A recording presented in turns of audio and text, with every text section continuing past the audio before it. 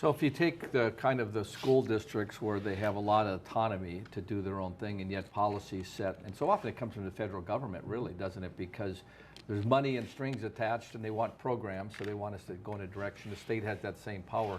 But going back to the local school district and, giving them the authority to make those decisions, those become the challenges of where does that authority centrally sit at, doesn't it? Right. Yeah. And one of the many things that I'm appreciative of the direction that the administration is trying to do under President Trump is getting the federal government out of the way.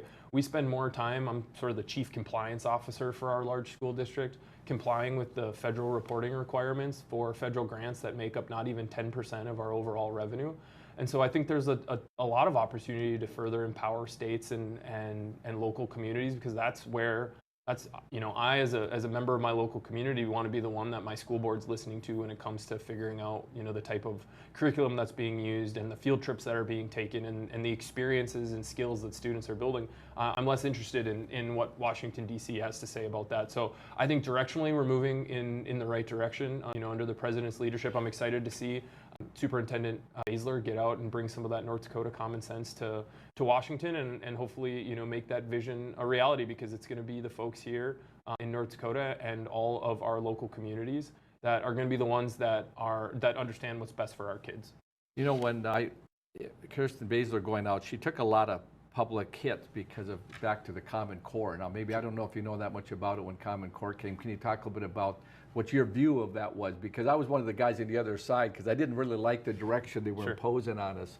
And she kind of, initially she kind of was on the bandwagon. I forced her to reposition herself to some degree. I mean, I didn't follow it that close. I just had parents that were us.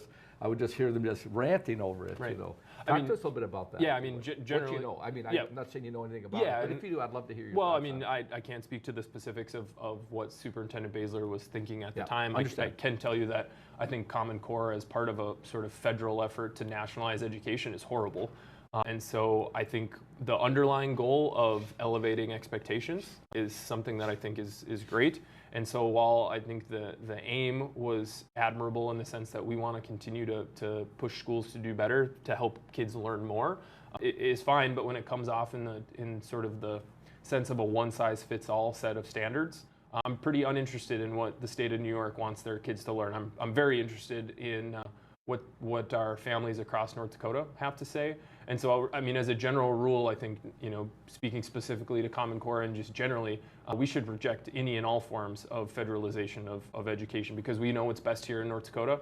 And I trust our teachers to give us feedback on where their students are doing well and where they need to improve. And I'm pretty uninterested in what a bureaucrat in D.C. has to say about it.